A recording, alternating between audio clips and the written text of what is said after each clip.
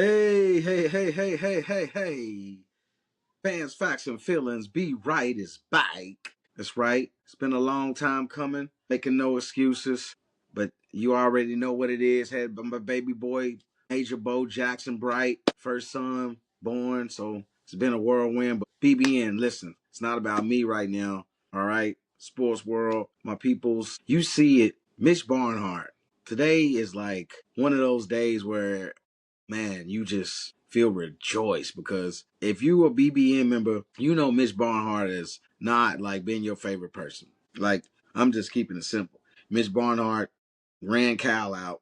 I mean, come on, man. And he did it to not have a backup plan. Because if Pope was your backup plan, you telling me that was your backup plan, you a lie.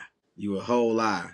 You went after everybody. You went after Nate Oates. He told you no. You went after Drew, your friend down at Baylor. He told you no. Guy at UConn told you no. I mean, it's just it was disrespectful how you treated the brand of Kentucky basketball. The way you ran off the Don to go get somebody that you hope that you had hope in Pope. You didn't know what he was gonna give you. You had hope in him. I mean, dude, there's so many other people. Me personally, I wanted them to wait on Billy Donovan. I know he was in the season and we might not have been able to recruit, but dude, Billy Donovan was the answer to come back. He's the only guy that could have stepped in for Calipari, in my opinion, to where he would have just, had it cracking. Bruce Pearl too, arguably. But I say this to say, today, Barnhart retiring is basically when Dale Harris ran off Nick Van Axel from the Lakers to the Nuggets, and then they got rid of Dale Harris a few years later. That's what we did with Cal. That's what we did with Barnhart now. We got rid of Cal a la Van Axel, and then Dale Harris is gone a few years later, a la Barnhart. Same ordeal. So it's one of them things, man, where now you look at Kentucky this year, just lost to Texas A&M, disappointing game. I know we had a lot of injuries this year. I understand that.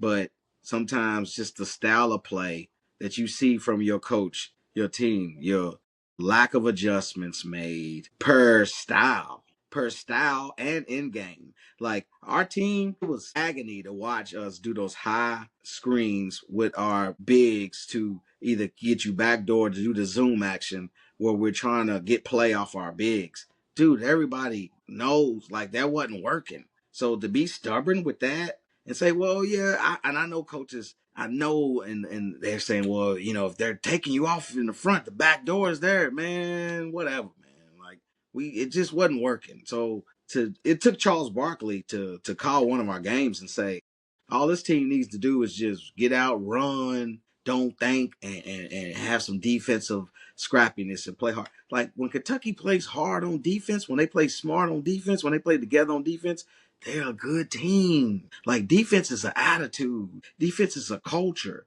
In 2 years, we haven't seen good defense out of Mark Pope's teams. Last year, we thought physically that them guys couldn't defend.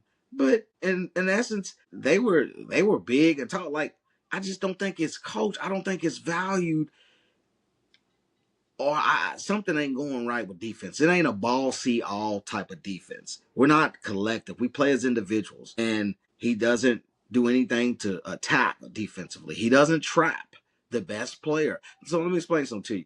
The kid from Vanderbilt, very talented, but he's small. I'm doubling him when he's coming off any pick and roll. He would have never did what he did to me in either game for Vanderbilt. That kid, he's good, but they don't have a lot else outside of a few shooters here and there that you can face guard and just make somebody else beat you. He doesn't know how to make the best player not beat you.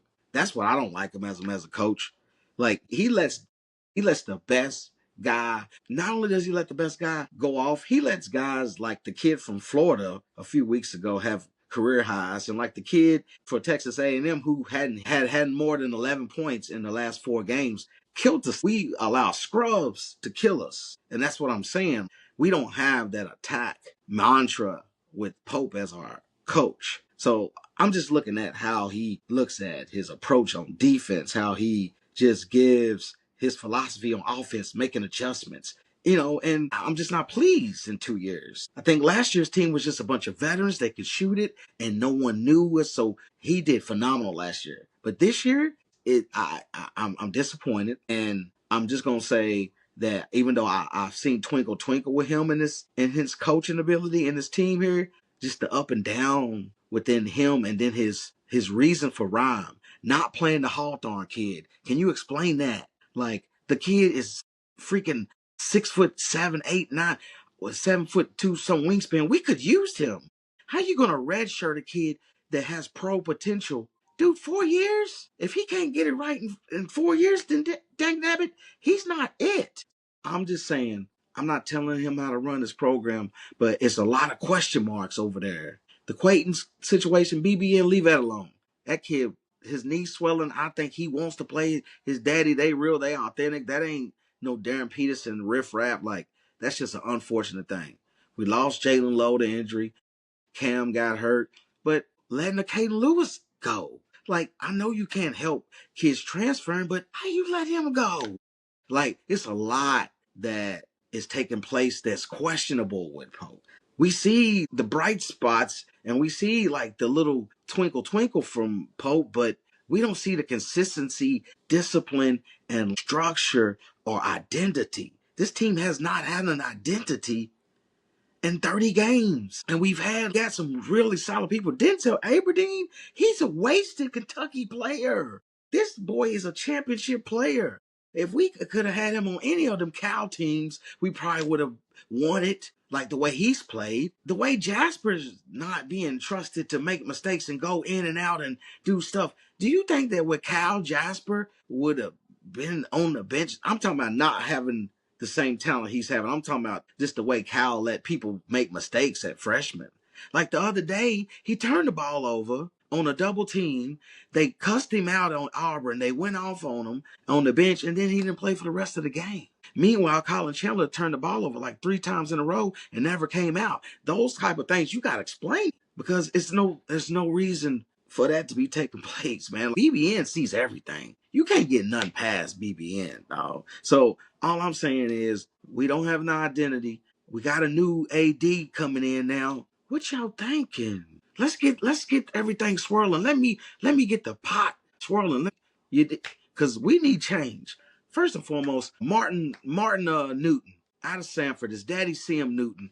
Let's bring him in. Give him a ring. Give him a try. Good man, good family, solid background. Martin Newton. All right. Dwayne Peavy, Cal's guy. Been at DePaul. Good resume. He knows Kentucky. Good man. Genuine dude. Been in administration for a long time. Heavy resume. Those two dudes, man. Bring them in together. Bring both of them dudes in. Is what I'm saying. We can get Kentucky back cracking. But again, those are the two dudes I'm looking at. And then last but not least, I'm hearing a lot of John Lucas chirp. John Lucas at Kentucky, that sounds and looks, that's a good look there for a lot of reasons. And I'm not going to get into them right now. But John Lucas, if Pope can't get it done and won't get it done, I knew AD, whoever you are, Lucas could get Kentucky back where it belongs and where it needs to be. It's been rough, it's been tough, but March Madness is coming. It's my favorite time of the year as far as basketball meaning something. And it's just, a thing that we just want to see what Kentucky at the university is going to do now. Will Stein's in new, we let go of Big Vince. I told y'all it was going to stink and it was going to be ugly. I told y'all, be right, told y'all. But I mean, it is what it is.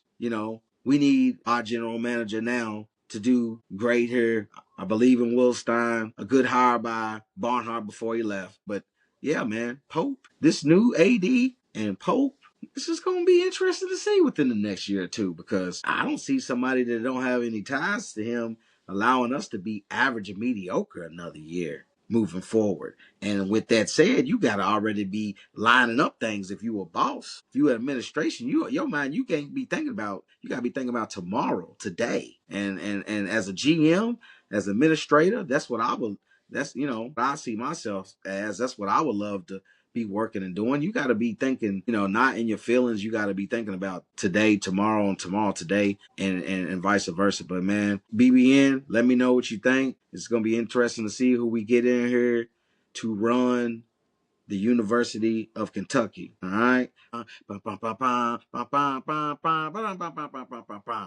right, man. We out of here. Be right or be wrong.